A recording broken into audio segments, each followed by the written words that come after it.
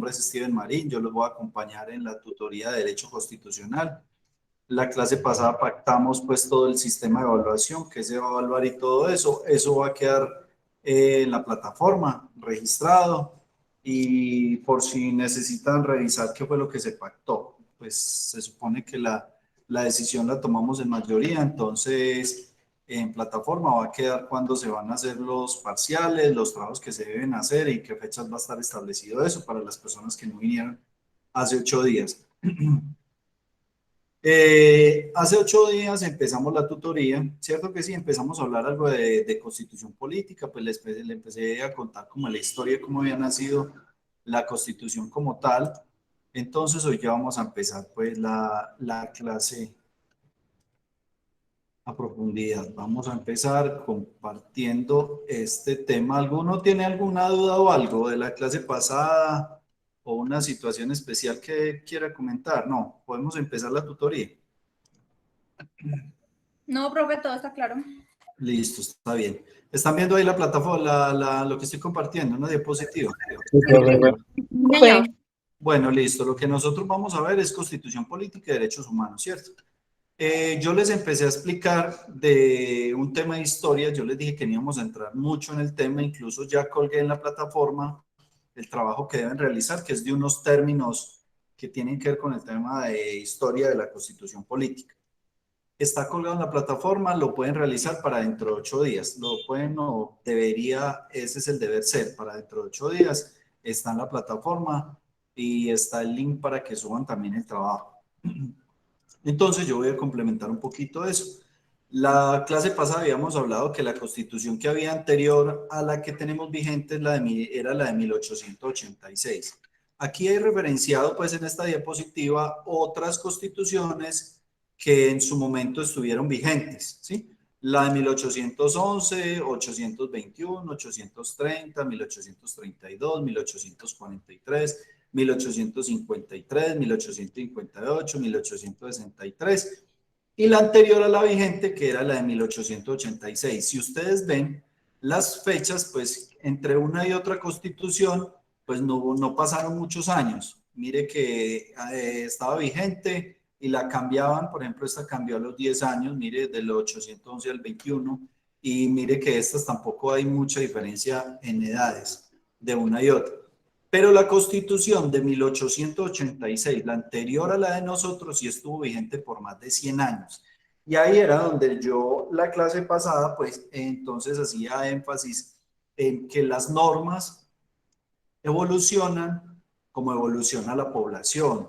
Les di unos ejemplos, el caso de las mujeres que no podían votar en 1950, y para entonces, pues las normas obedecen a la cultura, al momento histórico de la población, y entonces para ese entonces, pues era normal que las mujeres no votaran.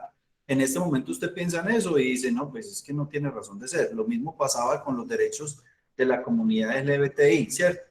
En 1880 una persona que fuera gay, una lesbiana, una mujer lesbiana no podría decir que lo era porque pues era señalada por la sociedad. En este momento, esa comunidad se le garantizan los mismos derechos de todos los ciudadanos, ¿cierto? Entonces tienen derecho a la salud de su pareja. Entonces, si usted es un hombre y tiene pues, una pareja del mismo sexo, pues entonces se le va a garantizar la salud. El tema pensional, su pareja fallece, entonces usted le reconoce la pensión de sobrevivientes. El concepto de familia se ha modificado a tal medida que en este momento, pues, podemos pensar qué es el concepto de familia y es algo que se tiene que revisar desde el punto de vista de la Constitución porque son las normas que nos rigen a nosotros. Entonces, mire que esos cambios de esas constituciones conllevan a que todo el sistema normativo se tenga que mover. ¿En qué sentido?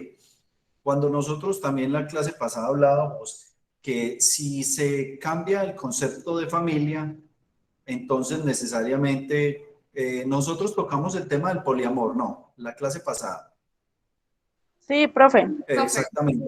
Que si nosotros, por ejemplo, aceptamos dentro de la sociedad que se casen 2 hombres y 3 mujeres, pues entonces posiblemente van a procrear y entonces el hijo es de quién. Cuando se van a separar, bueno, se van a separar y los hijos van a quedar con quién, son 5 personas. Entonces mire que el sistema normativo está basado en que va a ser la unión libre y voluntaria de un hombre y una mujer. Así están las normas redactadas. pero eso está quedando en el pasado, porque ya no es la unión libre de un hombre y una mujer, sino la unión libre de dos mujeres, tres hombres, o de dos mujeres, cuatro hombres, o como lo quieran hacer, ¿cierto? Porque digamos que la tendencia es a la libertad, no al libertinaje, sino a la libertad de las personas de Profe, disponer de buenas sus noches. derechos, siempre y cuando, hola Santiago, ¿qué más? Bien, siempre y cuando esos derechos no afecten los derechos de las demás personas, porque si usted va a convivir, digamos una persona se casa y va a convivir con cuatro personas más, siempre y cuando esa convivencia no afecte a otras personas o no afecte derechos de otras personas, pues el derecho no tiene o las normas no tienen por qué interferir en eso. Eso es muy discutible porque las personas dirán, bueno, listo, y entonces es como el tema de los niños en los colegios, que decían, venga, pero es que en el colegio, ¿cómo no les van a enseñar que tienen que llevar el cabello cortico y que no se pueden poner aritos y esas cosas? Entonces, ¿cómo vamos a controlar a los niños? Entonces van a querer hacer lo que quieran. Bueno, el tema es supremamente discutible. Y eso lo vamos a hacer más adelantico, vamos a entrar a discusión. Pero entonces lo que quiero dejar pactado, no, resaltado con esto es que mire que esa constitución que teníamos nosotros de 1886 era muy antigua y entonces en ella habían unos derechos o ni siquiera los habían, unos derechos que estaba reclamando la población en 1991. Uno de ellos muy importante que nació con la constitución del 91 fue la libertad de culto. Pues si usted cree en el diablo, pues problema suyo, que tengo que ver en eso, ¿cierto? Entonces en la Constitución del 91 estaba consagrada pues la religión católica como la religión oficial y eso pues no estaba llamado a reconocer los derechos que en la modernidad se venían dando nuevamente. Entonces las constituciones y las normas deben ir cambiando dependiendo cómo evoluciona la población. En la medida que va evolucionando la población, pues necesariamente van a cambiar las normas. Hay un debate frente a unas normas que están allí y el debate se está dando en el sentido de la adopción de niños por parejas del mismo sexo. Y entonces, como para que hagamos esto un poquito divertido, yo les pregunto a ustedes, por ejemplo, Catherine Castrillón, ¿tú estás de acuerdo con la adopción de niños, de un niño o una niña, por parejas del mismo sexo? Yo sí, profe. Kevin, Kevin Toro, ¿usted qué piensa? ¿Está de acuerdo o no está de acuerdo? Kevin, Kevin, Kevin Toro. Pongámoslo acá de nuevo. Profe, hola, es que yo estoy conectada del celular y el computador. ¿Y usted es Kevin Toro? ¿Qué? No, pues yo soy Jenny Restrepo. Ah, bueno, no, pero estaba llamando a Kevin, que no me conoce. Por eso, profe, porque es que en el computador está como Kevin Toro, Ah, bueno, así. pero Jenny Restrepo. Jenny, ¿tú qué piensas? ¿Estás de acuerdo o no estás de acuerdo? Profe, pues la situación es un poquito como embarazosa, por decirlo así, porque es que no es una relación normal entre un hombre y una mujer que usted está planteando, sino que son o dos, usted decía que dos mujeres y un hombre. No, pues yo estoy hablando del tema de la adopción de niños de parejas del mismo sexo, o sea, dos hombres o dos mujeres que quieran adoptar un niño.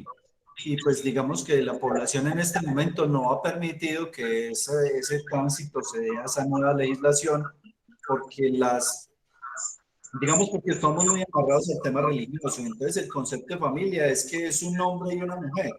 Pero entonces yo les estoy preguntando a ustedes, ¿están de acuerdo o no están de acuerdo con eso? Profe, yo Está bien. realmente no estoy de acuerdo con esa familia que pueda adoptar a un niño. O sea, yo estoy arraigada que una familia la conforma un hombre y una mujer y que puedan concebir o procrear o adoptar niños, pero no dos personas del mismo género.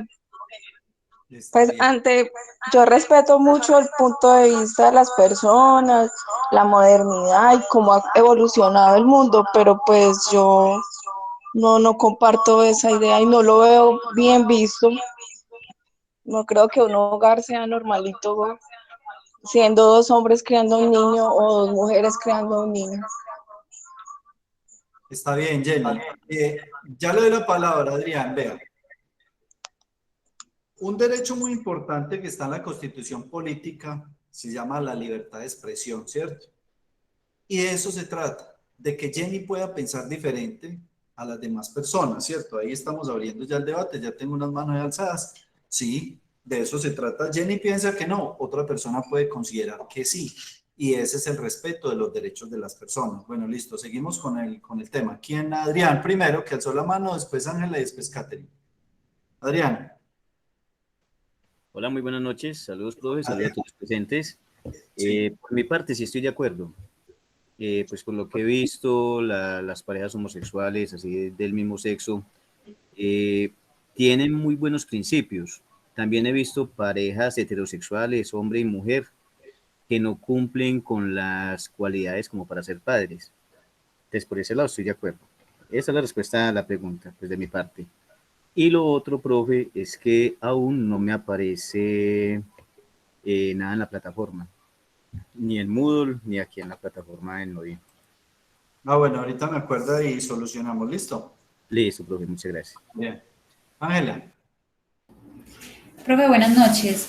Bueno, con respecto a la pregunta que usted realiza, que de pronto dos personas del mismo sexo puedan adoptar, digamos, un niño, yo sí estoy de acuerdo, porque, digamos, como usted lo decía ahora, eso es más un tema religioso, es más de tema de, digamos, religioso, y yo pienso que un niño que está en condiciones de abandono o que está un niño que de pronto aguanta hambre, pues nosotros no podemos ser egoístas y si una persona, una pareja del mismo sexo tiene la posibilidad de brindarle una mejor calidad de vida, ¿por qué no darle la oportunidad de hacerlo? Porque como lo hay, digamos, padres que están conformados por un hombre y una mujer, maltratan a los niños, los violan, entonces, ¿por qué no darle a una persona que tiene la buena voluntad de adoptar un niño, de, digamos, darle esa oportunidad de poder convivir y realizar una familia o conformar una familia de manera diferente, aún así siendo el mismo amor que un hombre o mujer también le pueden brindar a un mismo niño. O sea, yo sí estaría de acuerdo. Muy bien, Ángela, muchas gracias. Sigue Catherine. Profe, ya mi compañera Ángela dijo lo que yo pensaba. Bueno, Me quitó la palabra de la boca. está bien, bueno, está bien. Now.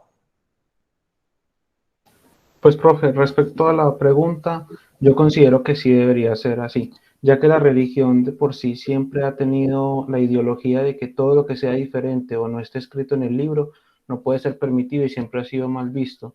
Y en realidad no debería ser así porque un niño pequeño que nunca ha tenido una familia o que está abandonado, pues en el mal decir de la palabra le importa un bledo y medio si sus papás son iguales o no son iguales con tal de tener una familia. Entonces yo pienso que es mejor que dos personas que son del mismo sexo quieran adoptar a alguien y puedan darle una mejor vida que estar en soledad continua. Entonces, pues pienso que más que verlo como condición religiosa, debemos más bien abrir los ojos y darnos cuenta de que el mundo cambia y pues nosotros tenemos que cambiar con él y pues no podemos seguir apegados a que los demás sufran simplemente por una decisión ciega en un libro. Muy bien, muchas gracias. John. Fernando. Profe, buenas noches. Bueno, Pues personalmente no estoy de acuerdo en eso, es que pues dos personas del mismo sexo adopten niños. Y pues es más como por convicción, por creer en la familia, ¿sí me entiendes? Y segundo, porque es que si no estoy mal, tampoco es permitido en la Constitución de Colombia, porque creo que dice que en los derechos de los niños es que los niños tienen derecho a un papá y una mamá. Entonces creo que para poder hacer un cambio eso tocaría que cambiar también la Constitución en esa parte. No sé si estoy equivocado o de pronto estoy bien. Gracias, profe. sí, incluso John, sí, muchas gracias. Incluso John, eso era lo que veníamos hablando pues del cambio normativo, que en este momento estamos en un tránsito legislativo, normativo en ese sentido, en poder darle la posibilidad a los niños o a esas personas del mismo sexo para que puedan adoptar, porque en este momento la norma no lo permite, lo que usted dice, sí es cierto. Pero entonces, era lo que veníamos hablando, los ejemplos que les venía dando, que hace 50 años la mujer no podía votar y era normal. Entonces, si usted se para en el momento histórico de Colombia, hoy estamos en la discusión de que eso no es permitido. Pero se van a acordar del profesor de Constitución Política, que dentro de 20 años esta discusión ya pasó a la historia y posiblemente lo que estamos diciendo que hoy no se permita va a ser permitido, ¿cierto? ¿Por qué? Porque es el tránsito de la legislación de las normas hacia digamos, hacia el momento histórico de la población, donde se sitúan las personas. Por eso se entiende que los países desarrollados tienen un mayor conocimiento de sus normas y por eso sus derechos, pues digamos, se les garantiza más. En un país donde estamos subdesarrollados, las personas no conocen sus normas, por consiguiente sus derechos son más violentados en ese sentido. Ahora yo le pregunto, frente a lo que dice John Fernando, le pregunto, una persona gay o una lesbiana, ¿nace o se hace? Y ahí está la otra discusión, es si nace o se hace, porque es que muchos del planteamiento que hay en el problema es que dice que se hacen. Entonces dice que si usted tiene dos padres, pues entonces si usted está en ese medio, que entonces usted también va a ser un niño gay. Profe, La discusión es, ¿nace o se hace? También, en ese pues, sentido. profe, de pronto ahí sí quería compartir algo. Yo, por ejemplo, en lo personal, tengo un amigo que fue criado por dos mujeres, que eran pareja.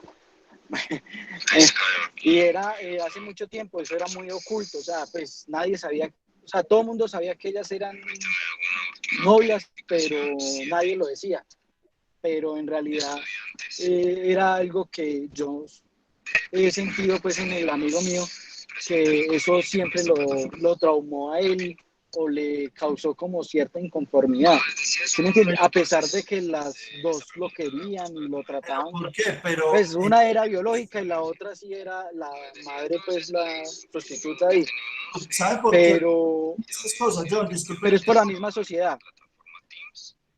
Pero ¿sabe por qué lo interrumpo? Es por la idiosincrasia de las personas, por el señalamiento de las personas, porque siempre nosotros vemos eso como malo. Entonces uno puede decir, bueno, Claudia López, que es una persona declarada lesbiana, ¿cierto? Que tiene su pareja, que es una senadora. Entonces usted diría, ¿será que una persona, si ellas dos adoptan, posiblemente ese niño no tiene, o el niño o la niña, ¿será que necesariamente tiene que ser gay? ¿O tiene que ser lesbiana? Porque se ha levantado con ellos y no va a tener amor y no le van a garantizar sus derechos. Entonces lo que pasa es que nosotros muchas veces estamos amarrados al tema religioso. Definitivamente nosotros tenemos que separar esas dos situaciones, porque una cosa son los derechos y otra cosa es la religión, ¿sí? Y otro tema que deben tener en cuenta allí es que a ese grupo poblacional que son minorías, le preguntan a las mayorías si le reconocemos los derechos a ellos, porque en últimas eso es lo que estamos haciendo. Dentro de la legislación, nosotros, la mayoría, siempre tomamos las decisiones por esas minorías. O sea, ¿será que le reconocemos ese derecho a que tengan una familia? ¿Será que le reconocemos ese derecho a que puedan tener hijos? Entonces, mire que la situación va mucho más allá de simplemente decir, no, venga, es que posiblemente no, el niño no va a estar bien, muchas situaciones que se puedan presentar. No, iba a decir algo. No, profe, es que me interesó porque en el momento en el que, por ejemplo, usted nos habló de que hace años las mujeres no podían votar, entonces como que trato de apegarlo a lo mismo que usted nos está hablando. Y es que si usted nos dice que hace años una mujer no tenía el derecho ni siquiera de decir es que yo no quiero, porque pues lo más probable es que la golpearan o algo, porque pues no estaba permitido para ellas, y ahora hoy en día una mujer puede incluso hasta volverse senadora o llegar a un puesto muy alto y debe ser respetada. Y entonces yo me imagino que con el futuro las personas deberán, de cierta manera, obligadas a aceptar a que la libre expresión es permitida y pues lastimosamente pues muchos se podrán parar en las pestañas como suelen decir, pero va a pasar porque va a pasar, porque es que simplemente la religión tiene su puesto y la política otra y los derechos otra, entonces pues lastimosamente no pueden hacer nada para evitarlo. Vean, no, parándonos en la actualidad, mire lo que está pasando en Afganistán. ¿Si están escuchando noticias o no? Sí, profe, yo sí, yo tengo el televisor de fondo escuchando. Sí, señor. ¿Están escuchando lo que está pasando con las mujeres allá? Sí, reprimidas, hasta no poder. Es totalmente desastroso eso, y eso obedece que al momento histórico de la población, al desconocimiento de las personas y el sometimiento de unas mayorías a las minorías, porque eso en última resulta ser, ¿qué es eso? Sometimiento. Entonces usted va y le pregunta a ellos dentro de su religión y dentro de su política, y para ellos es normal, ¿cierto? Pues digamos, para los hombres allá es normal ese sometimiento de las mujeres, pero nosotros que estamos afuera decimos, no, venga, ¿eso cómo puede pasar? Y lo mismo está pasando acá con ese tema que les estoy diciendo de la adopción de niños por parejas del mismo sexo. Países como Estados Unidos ese debate ya lo dieron hace años. Hace guerras pasaron por el debate de que si un niño podía ser adoptado por parejas del mismo sexo. Entonces, mire que lo que yo les quiero poner en contexto es, digamos, la manera como las normas deben ir cambiando y evolucionando como evoluciona la población. Entre más desarrollada y, digamos, más estudiada sea una comunidad, pues sus normas van a ser más desarrolladas y van a tener más garantías de esos derechos de las personas. Porque las personas, cuando usted conoce sus normas, usted hace respetar sus derechos. Mire lo que pasa acá en Colombia, nos está comiendo la corrupción y es por el desconocimiento de nosotros de la constitución política, de los mecanismos de participación ciudadana, de cómo se elige, de la inoperancia de nosotros como ciudadanos frente al control político. Todas esas situaciones están allí y es porque por culpa de nosotros, por el desconocimiento de las normas. Entonces lo que les traigo a relación con el tema es que esas normas necesariamente van a estar cambiando, que nosotros teníamos una constitución que no nos servía, que no nos representaba y entonces se redactó una del 91. En 1991, con lo que yo les dije que era la séptima papeleta, nació pues se nombró la Asamblea Nacional Constituyente y ahí se redactó una constitución nueva, que es la que tenemos, del 4 de julio de 1991 con 380 artículos, de los cuales han sido modificados una cantidad. ¿Modificados por qué? Porque desafortunadamente el político de turno no le gusta una norma y entonces tiene que meterle la mano, discúlpeme la expresión, para tratarla de modificar. Miren lo que pasó con la reelección presidencial. La Constitución Política del 91 prohibía la reelección. ¿Por qué? Porque hay un principio democrático que se llama, hay un principio constitucional que se llama democracia, ¿cierto? Y la democracia es la rotación del poder. Si ustedes se van a la historia, ustedes encuentran que la democracia está desde hace mucho tiempo, desde que se terminó el tema del feudalismo, de los reyes y eso, y entonces hay democracia, hay rotación en el poder. Un político de turno decidió que no, que la democracia no era bonita, o sea, aquí vamos a reemplazar la democracia por una reelección presidencial, entonces que un presidente iba a poder estar indefinidamente en el cuento. Gracias a Dios, pues el tema más adelantico lo vamos a tocar frente a la división del poder. Y entonces no pudieron dejar eso indefinidamente, sino que solo un periodo, y eso pasó solo una vez, una reelección presidencial y adiós. Pero entonces mire que es desconocimiento de nosotros de las normas que las personas o los políticos de turnos, pues, Santiago, de acuerdo con vos, los políticos de turnos entonces modifican las normas dependiendo su necesidad. Bueno, continuemos acá un poquito. Listo. Esa es la Constitución vigente, la de 1991. Y ya entramos a un tema que se llama la pirámide de Hans Kelsen. Las normas dentro de, digamos, el Estado colombiano tienen una jerarquía.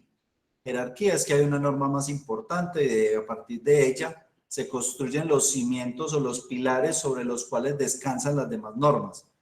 La norma más importante que nosotros tenemos es la Constitución Política, por eso está en la cúspide de la pirámide, la norma más importante, y la redactó el pueblo, que es el constituyente primario, no se les olvide. El constituyente primario es el pueblo, es el que redacta las normas porque es el pueblo el que decide vivir bajo esas leyes. Entonces, por consiguiente, la Constitución Política siempre la va a redactar el pueblo. Usted me dice, ¿cómo así que el pueblo? Entonces todo el pueblo se sentó a redactarla. No. En la parte de acá, diapositiva anterior yo les dije que se llamó a través de la votación y se le preguntó a los colombianos, ¿quieren una nueva constitución? Con esa séptima papeleta los colombianos votaron que sí.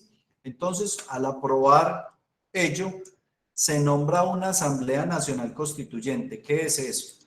La Asamblea Nacional Constituyente son representantes del pueblo, personas de diferentes sectores que se reúnen a redactar la Constitución.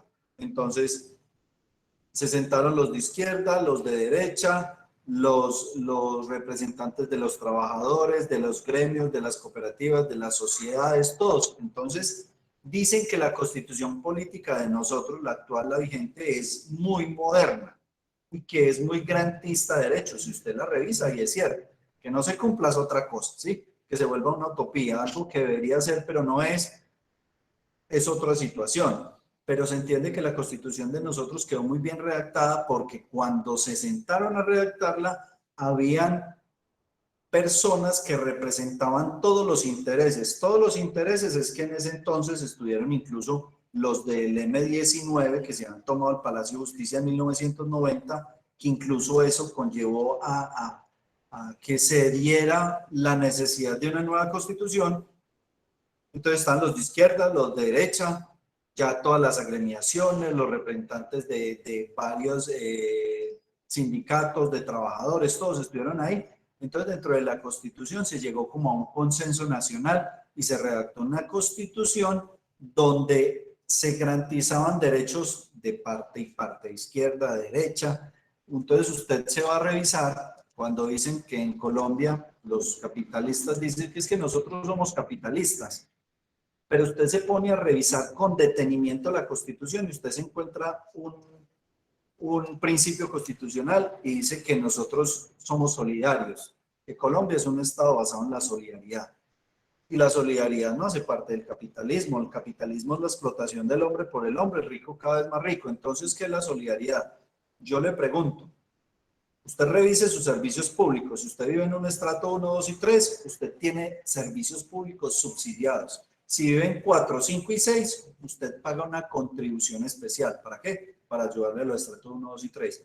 ¿Quiere decir ello que un metro cúbico de agua en un estrato 1 puede valer 10.000 pesos y un metro cúbico de agua en un estrato 6 vale 100.000? Es la misma agua, es exactamente la misma, pero usted vive en un estrato 6. Eso es solidaridad y eso no es un principio constitucional. Lo mismo pasa con la DIAN. Usted va a declarar renta y ¿a quién le cobran? El que más tiene. Eso no es un principio de capitalismo, es un principio de socialismo, de redistribución de la riqueza. ¿Dónde más? La seguridad social. Usted paga EPS, sí. Usted se gana 10 millones de pesos de salario, usted aporta sobre el 12.5%. O sea, si se gana 10 millones, va a aportar 1.250.000 en salud. Si se gana 1.000.000, va a aportar 125. Y usted va a la EPS y el que se gana 10 le cobran un copago adicional. ¿Por qué si es la misma salud, el mismo servicio, lo mismo todo? Eso se llama solidaridad. Entonces, mire que la constitución política, a pesar de que nosotros hemos sido capitalistas durante 50 años, cuando se decidió crear esa constitución, ya les doy la palabra, muchachos, cuando se decidió crear la constitución, habían personas que representaban a todos los sectores, todos los intereses, entonces hay normas mezcladas allí que representan realmente lo que somos nosotros, la población y las necesidades de nosotros. John Fernando, ya le doy la palabra, Nao. Gracias, profe. Profe, mira que es que hace un tiempo un amigo estuvo viviendo en Australia. Sí. Y, por ejemplo, él nos comentaba que en Australia no existe la estratificación que hay acá en Colombia. Y él me decía que básicamente el éxito pues en esa sociedad también ha sido no tener esa distinción en los estratos, ¿sí me entiende? Que digamos en una cuadra puede vivir una persona que tenga mucho dinero y en la otra esquina puede vivir una persona que sea pobre. Pues obviamente en Australia, no acá. Que no es como acá que digamos a las personas que tienen plata les asignan un área y a los pobres les asignan otra área.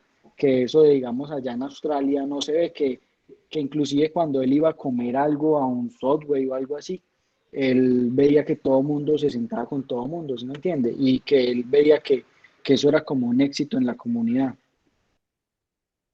Lo que pasa es que hay que revisar la norma de edad, pero cuando usted dice que ahora de edad hay pobres, realmente el poder adquisitivo es muy alto, entonces usted puede ser un trabajador, pero su poder adquisitivo no es de un pobre como lo es acá. Entonces sí es muy diferente, sí, claro. No, cuénteme. Pues a mí personalmente me interesa mucho el tema, más que todo porque a mí me gusta investigar sobre ideologías y el día que nos puso la tarea de investigar sobre varias de estas mismas, pues fue muy interesante. Yo con el capitalismo nunca estaba de acuerdo porque siento que las personas, ¿cómo decirlo?, del poder se aprovechan de las reglas y a veces hasta pueden saltársela por la misma cuestión del dinero y entre otros. El socialismo, como usted ya lo comentó, tampoco funcionó. Yo personalmente me he tomado el tiempo de investigar el anarquismo, que es una ideología que me gusta mucho. Creo que está bien planteada, aunque es verdad que tiene sus fallas y hay una que otra cosa que no cuadra, pero es una muy buena intención y me parecería buena idea algún día mirar cómo se ejecutaría en la vida real, que de hecho sí se ejecutó en un tiempo, pero no logró durar por culpa de la guerra con los nazis y entre otras cosas que pues fue destruida por una situación aparte. Pero entonces ahí es donde llega la cuestión, o sea, ¿en cuál deberíamos confiar? Capitalismo no funcionó, socialismo tampoco funciona. ¿Cómo pensar en qué ideología pensar si al final de cuentas todas tienen errores? No, lo que pasa es que no es el sistema de gobierno, es la corrupción en Colombia que nos está comiendo. Realmente el sistema capitalista, pues uno no podría decir que es malo porque en los países desarrollados ha funcionado. Y si ustedes se van a China, ellos son socialistas, entonces allá también le ha funcionado. El tema es que no hay corrupción, el tema es que no roban 70.000 millones de pesos, el tema no es que se roban Reficar, el tema es que se roban a seguro, el tema es que se han robado medio país, entonces así no hay posibilidad. Entonces, si no hay corrupción, Ningún sistema va a funcionar de esa manera. O sea, el problema acá no es el sistema, ni izquierda ni derecha. Aquí el problema es la corrupción. Nos están comiendo, se están robando todo. o sea que si no hay corrupción, cualquier ideología funciona. No, no es que funcione, depende. Eso depende. Pero el tema de Colombia realmente no es que estemos en un capitalismo salvaje ni en un socialismo, nada de eso. El tema es que el presupuesto no alcanza porque lo roban o simplemente la inversión nunca llega. Porque mire lo delicado de ese tema, lo de que pasó esta semana, lo del MITIC, ¿cierto? Era el Internet para las familias, digamos, de escasos recursos, para los niños, para poderlos educar, para que ellos conozcan sus normas y sus derechos, para que ellos puedan estudiar. No lo van a poder hacer. Entonces, mire la situación. Eso, no, en la medida que vamos entrando en el tema, pues vamos tocando ese tipo de situaciones, porque ahí vienen los demás derechos, a nomás hablemos de los derechos fundamentales y profundizamos un poquito en ello. Pero realmente acá la situación a la que nosotros primero tenemos que entrarle es al tema de la corrupción. Vean, nosotros somos las personas, digamos, los colombianos, somos tan apáticos al tema que nos llamaron a una consulta anticorrupción y ganó el no. O sea, no queremos dejar la corrupción. O sea, eso parecía mentiras, o sea, no tenía presentación. Consulta anticorrupción, no pasó. ¿Mm? Bueno, eso lo vamos hablando. John, ¿me iba a decir algo? John. Profe, sí, le iba a comentar que con respecto a lo de la corrupción, eh, yo creo que a uno desde pequeño en la sociedad le han inculcado eso. O sea, cuando a usted su papá le decía, ay, pues es que solo fueron 100 pesos que se robó, o le devolvieron mal y para qué va a ir va a entregar esa de vuelta, o meta al niño por debajo de la registradora para que no pague el pasaje. Entonces, yo creo que en Colombia nos han mentalizado y nos han criado toda la vida con una mentalidad de corrupción en todo, en evasión de impuestos, en no pagar lo que toca, lo que tiene uno que pagar, ¿sí me entiende? En tratar de evadir siempre y salir por la mejor, de la manera más olímpica. Entonces yo creo que ya es en la corrupción, es falta ya de educación, de realmente a las generaciones futuras de enseñarles que las cosas hay que hacerlas bien o no hacerlas mejor. Johnny, frente a lo que usted dice, ¿Sabe qué país está haciendo esa labor? Lo que usted está hablando. Chile. Chile entendió que la corrupción nace desde el hogar, ¿cierto? Desde los principios que usted está diciendo, del que da papaya, entonces de que le devolvieron mal en la tienda y usted se queda con los vueltos.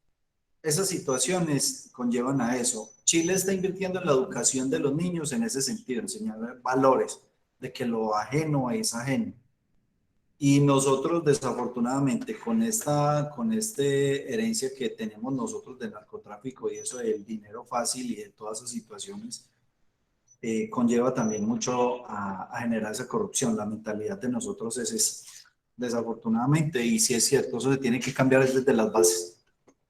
Bueno, vamos a continuar un poquito acá para que nos rinda. Bueno, la Constitución política la redacta el pueblo, ¿cierto? Ya les dije en qué sentido. El pueblo necesitaba esas normas nuevas, entonces redactó esa Constitución a través de esos representantes, esos delegados que eligió para que redactaran esa Constitución, ¿sí?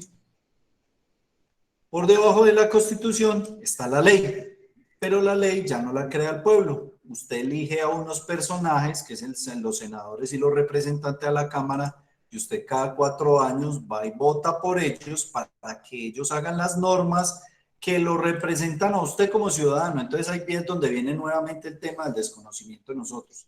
Es que cuando usted elige a ese senador, usted elige a ese representante a la Cámara, mire la labor que le está entregando usted como ciudadano a esa persona. Usted le está entregando al senador o al representante la responsabilidad de que haga la ley, que es la que le van a aplicar a usted. Porque en últimas usted lo que hizo fue redactar la Constitución, y la Constitución política es muy general, ahorita hablamos de eso, pero el congresista tiene que aterrizar todos esos principios a través de la ley. ¿Cómo así? Resulta y pasa que en la Constitución política, mire lo que hablábamos ahorita del principio de solidaridad. Los ciudadanos, Colombia redactó la Constitución, ¿cierto? El pueblo de Colombia redactó su Constitución política, y dentro de esa Constitución se establecieron unas bases, el piso sobre el cual van a descansar todas las normas, ¿cierto? Dentro de esos principios se estableció que íbamos a ser solidarios. Entonces, ¿qué tenía que hacer los representantes, los senadores que usted elige para que hagan las leyes? Desarrollar ese principio de solidaridad. Entonces llega el legislador y dice, bueno, listo. Los colombianos dijeron que iban a ser solidarios. Bueno, entonces, ¿dónde voy a aplicar eso? Lo voy a aplicar en la seguridad social. Voy a hacer una norma que establece que los porcentajes en la seguridad social van a ser así y así. El que más tiene más paga. Si usted se gana $1.000.000 paga el 12%, si 12.5, si se gana 10 va a pagar el mismo 12.5. Y así equilibramos el sistema. ¿Dónde más vamos a hacer eso? Bueno, listo. Solidaridad, ¿dónde se aplica más? Bueno, en el sistema pensional. O en el tema, ¿sabe dónde hay una norma de solidaridad también? Cuando usted compra el seguro de los vehículos o de las motos. Usted ahí antes se llamaba FOSIGA, Fondo de Solidaridad y Garantía. Mire que ahí va la palabra solidaridad. Cuando usted lo accidenta un carro fantasma, el Estado va y saca plata de allá del Fondo de Solidaridad y la lleva para que cubran los gastos médicos. Fondo de Solidaridad Pensional. Bueno, listo, todas las personas van a aportar, pero vamos a coger de ese 16%, le vamos a pegar un pellizquito del 0.5% y lo vamos a llevar a un fondo de solidaridad pensional. La persona que no le alcance el capital, pues entonces el fondo va y coge de allá de ese fondo y digamos, ajusta la pensión de esta persona. Entonces eso es lo que tienen que hacer sus legisladores, los que usted elige, para que haga esas normas que en cierta medida desarrollan la Constitución política. Y así es la Constitución. Está basada sobre principios. Entonces, por ejemplo, en la Constitución hay un principio también, que más adelante lo vamos a ver, que dice que Colombia, no lo recuerdo exactamente cómo está textual en la norma, pero dice que debe garantizar una vida digna a las personas que la integran, ¿cierto? Una vida digna. Entonces usted se pone a pensar qué es la vida digna. Entonces, ¿usted qué tiene que tener para hacer una vida digna? Salud, educación, vivienda, ¿qué más? Trabajo. Vivienda, trabajo. Entonces, ¿qué es lo que tiene que hacer el legislador? Mire que de una sola palabra que se llama dignidad humana, Mire todo lo que estamos hablando. Entonces, salud. Ah, bueno, listo. ¿Cómo le va a garantizar la salud a los colombianos? Tengo que hacer las normas para garantizar todo un sistema de salud. Vivienda. ¿Cómo voy a garantizar que los ciudadanos tengan acceso a la vivienda? Ah, ¿qué planes de vivienda? ¿Qué voy a hacer esto? ¿Qué va a construir? Bueno, educación. ¿Qué vamos a hacer con la educación? Entonces le vamos a garantizar a los niños el comedor escolar, no les vamos a cobrar la matrícula. Mire todo el trabajo que tienen los legisladores. Supuestamente eso es lo que nosotros hacemos cuando elegimos un personaje de estos. Les decimos, vea amigo, usted tiene un trabajo. Nosotros lo elegimos y usted va a ser un congresista, va a ser el encargado de redactar las leyes, pero esas leyes deben estar dentro del marco de la Constitución. Nosotros como pueblo redactamos la Constitución y usted tiene que hacer las normas con base en esos principios y esos postulados que nosotros introdujimos en la Constitución Política de 1991. ¿Me estoy siendo claro con lo que estoy hablando? No. Sí, profe. Sí, profe. Señor. Sí, señor. Bueno, está bien. Entonces, el Congreso hace la ley. ¿Por qué está por debajo de la Constitución Política? Nosotros hicimos la Constitución, ya les dije que son unos principios y ellos tienen que empezar a través de la ley desarrollar todos esos principios. A ellos se les dice constituyente secundario, porque el pueblo es el primario. Por debajo de la ley están los decretos ley. Los decretos ley los expide el presidente de la República. Más adelante en la clase vamos a ver que hay tres poderes, ¿cierto? El ejecutivo, el legislativo y el judicial. El ejecutivo es el que administra, que sería el presidente. El legislativo es el que hace las normas, legis. Y el judicial el que administra la justicia. Yo acá les estoy referenciando que el decreto ley lo expide el presidente. Entonces usted me dirá, venga, ¿por qué el presidente tiene que expedir un decreto, tiene que hacer ley si esa no es la función de él? La función del presidente, como les dije la vez pasada, era elaborar el presupuesto. Ah, bueno, no, con ustedes creo que no fue. Eso fue otra tutoría. El presidente lo que hace es administrar, coge la plata que recauda a través de los ingresos que tiene el Estado, sea a través de la DIAN, impuestos, todo esto, elabora el presupuesto y decide cómo invertir ese dinero. Eso hace el presidente. Pero entonces el Congreso es el que hace la ley. Pero el profesor le está diciendo, venga, es que el presidente hace decretos ley.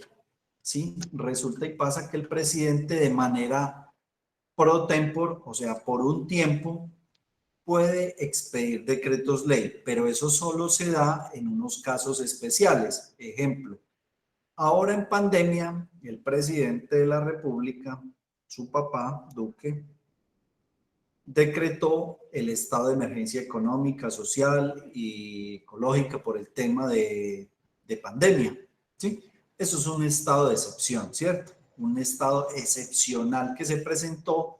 Entonces, ¿usted se imagina todas las normas que se tenían que redactar para poder conjurar la situación de la pandemia? O sea, para poder acomodar el presupuesto y todo, porque entiende que todo debe ser a través de órdenes y normas.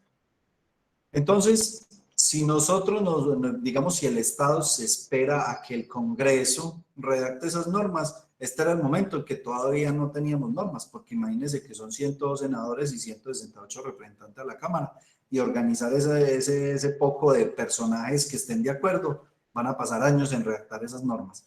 Entonces, cuando hay una situación especial en el país, la Constitución Política faculta al presidente para que pueda expedir decretos ley.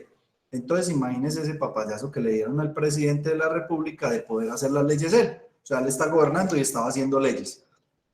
Hizo tantas normas que incluso se estaba metiendo pues con normas laborales que la Corte Constitucional, la justicia, después le dijo, no, venga, presidente, eso no lo podía hacer, amigo, ¿usted cómo va a reglamentar eso a través de decreto ley?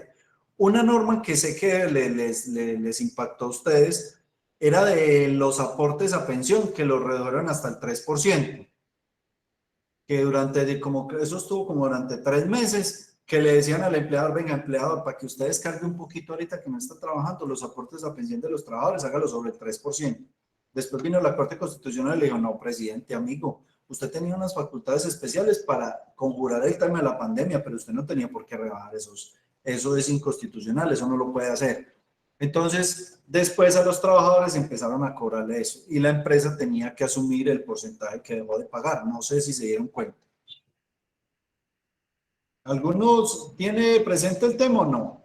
No, Sí, profe. profe, No. a mí sí me pasó, profe. Esa situación se dio, sí, dime. Por ejemplo, profe, qué pena ahí, pues yo que trabajo con seguridad social y todo, sí, eso obviamente generó controversia con todas las personas, porque pues que como así, pues que obviamente le van a dar un alivio entre comillas a la gente, sabiendo que hoy en día les toca, o sea, sí o sí pagarla, porque si no, esas semanas de pensión no le cuentan. Ese fue el tema, que el presidente de la República, pues imagínese usted ser el ejecutivo el que administra y que le entreguen la posibilidad de hacer normas, expidió decretos, ley, todos los que quiera, hay por cantidades, y la Corte Constitucional pues ya ha bajado, pues ya ha declarado que muchos de ellos no se pueden aplicar y no se le pueden dar validez, porque se estaban brincando principios constitucionales. Entonces, entonces las tres ramas del poder, mire cómo funcionan y mire el entendimiento que tenemos que llegar nosotros en esta tutoría, de que son los tres poderes. Cada uno de ellos tiene una función muy diferente y distinta a la otra, ¿sí? Pero deben trabajar armónicamente en garantizar esas normas. Entonces el presidente le dio por hacer unas normas, pero entonces la otra rama del poder público, que es el judicial, la Corte Constitucional, revisó la norma que hizo el presidente y le dijo, no, presidente, usted tiene que respetar la Constitución política, eso atenta contra el equilibrio financiero de las pensiones, entonces no se puede, bueno, listo, y con base en la Constitución le dijeron, eso es lo que hay allí. Entonces, el presidente puede expedir decretos ley, pero en casos excepcionales, para que lo tengan allí presente, ¿sí? Tienen validez siempre y cuando pues la Corte Constitucional les dé el visto bueno y le digan, bueno, listo, está conforme para conjurar la situación, porque las normas tienen que ir encaminadas es a conjurar la situación y no a generar problemas mayores que la situación misma. Entonces, allí está para que lo tengan en cuenta. Es la única oportunidad en que el presidente puede expedir leyes. Él no lo hace porque no es la función del presidente. Solo lo hace por un término de 6 meses, prorrogable por 6 meses más. Decretos ley. Bueno, listo. Y para llevarlo al contexto pues de qué ha pasado, mire la manera como un presidente puede llegar y convertir un país en dictadura. Volvemos a los tres ramas del poder público, el ejecutivo, el legislativo y el judicial. Ejemplo, Venezuela. El presidente, ¿qué hace? Por ejemplo, cuando quieren imponer una dictadura. Lo primero que hace es permear el Congreso, ¿sí? Poner todas sus fichas en el Congreso, de tal manera que el Congreso legisle para el Ejecutivo. Entonces el Ejecutivo le dice, yo necesito que me hagas estas normas así, así, así, y listo. Entonces tiene el Congreso. Y después permear la justicia. ¿Por qué? Porque la justicia es la que va a revisar la legalidad de esas normas. Entonces, ¿qué pasaba en países como Venezuela o países que se han convertido en dictaduras? Que un solo poder, o sea, el Ejecutivo, permea el legislativo y el judicial. Entonces, el presidente administra, tiene los amigos allá del combo en el Congreso que le hacen las normas que él quiere y la justicia le echa la bendición a las normas. Sí, está bien hecha, presidente. Entonces, eso es lo delicado de no, digamos, del desconocimiento de nosotros de pueblo, de esa división del poder, porque cuando el pueblo no sabe que ello existe, es muy fácil para el presidente poner las fichas. Mire lo que estaba pasando en Colombia, o lo que está pasando, que el Ejecutivo siempre ha querido convertir la rama judicial en una sola corte. Porque es que en este momento está la Corte Constitucional, la Corte Suprema de Justicia, el Consejo de Estado, el Consejo Superior de la Judicatura. Son 4 cortes en la rama judicial. No es lo mismo usted permear una que tener que permear 4. Entonces, la justicia colombiana, a pesar de que ha estado en el foco de la corrupción, digamos, se ha mantenido dentro de esa división, porque usted se pone a ver el Ejecutivo y el Legislativo es el mismo, va a mirar el Congreso. El Congreso hace lo que el presidente diga, ¿sí? Pero que en la rama judicial, que es la justicia la que determina la legalidad de esas normas, siempre ha estado pues como que todavía no han alcanzado a permearla y las decisiones de la justicia, algunas, obedecen a esa atribución, a la aplicación directa de la Constitución política. Porque si nos vamos a que la justicia, digamos, ya no hace nada, entonces apague y vámonos, porque nos convertimos en una dictadura donde el Ejecutivo decide cuáles son las normas y la justicia le echa la bendición a todo lo que se haga ya. Bueno, eso era como para tener el referente y ahí vamos, nos vamos adentrando un poquito en el tema. Resulta y pasa que la ley, el Congreso redacta la ley, pero la ley es muy general. O sea, también mire que empezamos desde la Constitución política de un principio, la ley desarrolla ese principio, pero la ley sigue siendo muy ambigua o muy general. Entonces nacen los decretos. ¿Qué son los decretos? Los decretos reglamentan cómo se aplica la ley. Entonces les voy a dar un ejemplo para que el tema les quede para concretar. En el 2016 el IVA cambió del 16 al 19%. Entonces el Congreso expidió una ley donde determinaba que el IVA que se iba a pagar de algunos productos iba a pasar del 16 al 19. La ley lo dijo así. Pero entonces usted se pone a revisar esa ley y entonces usted piensa, bueno, listo, esos productos van a pasar del 16 al 19. ¿Cuándo le aplico? ¿Dónde le aplico? ¿A qué horas? ¿Cómo presento la declaración? ¿Qué voy a modificar? Mire que de un solo artículo donde determina que el IVA pasa del 16 al 19, devienen muchísimas situaciones más que tienen que ser reglamentadas. Entonces lo que hacen los decretos es reglamentar la aplicación de una ley. Entonces cada que usted ve un decreto en internet, donde sea, decreto tal, entonces usted lee por medio del cual se le da aplicación a tal norma, tal ley. Entonces los decretos son, digamos, cómo se va a aplicar la ley, porque la ley puede ser muy general y necesita la especificidad, o sea, cómo, cuándo y dónde. ¿Me entendieron allí? Sí, sí, señor. Bueno, listo. Entonces la Constitución es muy general, principios no más. Los principios que les pauté y los ejemplé, pues hay varios de esos. La ley, sale la ley desarrollando el principio, pero esa ley sigue siendo muy general. Entonces tiene que haber algo, una norma que diga cómo se va a aplicar esa ley, cómo el ciudadano va a cumplir con esa orden o con esa restricción que impone la ley. Entonces están los decretos por medio del cual se aplica esa ley. Listo. Esos son, digamos que hasta acá, son las normas de orden nacional. Usted se va a revisar normas y solo hay estas en Colombia. La Constitución política, la ley, los decretos ley y los decretos. Hasta ahí están las normas de orden nacional. Pero de orden departamental y municipal hay otras normas. Y entonces son las que vienen enseguida en la pirámide. Debajo de los decretos ya viene a nivel departamental las ordenanzas. Las ordenanzas, recuerden que ustedes también los citan cada 4 años para que usted elija unos personajes, pero a nivel departamental. ¿Cómo se llaman los personajes a nivel departamental? Asambleístas. Sí, Diputados, profe. Los diputados. Entonces a usted lo llaman cada 4 años y le dicen, hay elecciones. ¿Para qué? Para diputados. ¿Y qué hacen los diputados?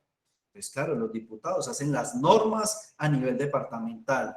Entonces cuando usted vaya a elecciones, hágalo bien. Mire que usted va a elegir a nivel departamental las personas que van a hacer las normas que le van a aplicar a usted en el departamento. Entonces muchas veces nosotros vamos y votamos es por el amigo de un amigo que me dijo que votara por ese. ¿Por qué? Ah, no, es que es mi amigo. Y ese señor, ¿qué sabe o qué ha hecho? ¿O cómo? Muéstrame la hoja de vida del señor, ¿qué propone? ¿Qué normas va a hacer? ¿Cómo nos va a ayudar a prosperar? Porque es que las normas son para eso, para ayudar a que las personas tengan mejor calidad de vida. Dígame, muestre cuál es el plan de gobierno de él, o el programa de gobierno, o dígame, pero no, vamos a votar por el amigo del amigo que dijo que ese era. Entonces, los diputados redactan las normas a nivel departamental y esas normas se llaman ordenanzas. Muchachos, yo le hago mucho énfasis en esta pirámide, ¿saben por qué? Porque estas preguntas para ECAES, Sagrada, le preguntan a usted En el ECAES, ¿cómo se llaman las normas a nivel departamental?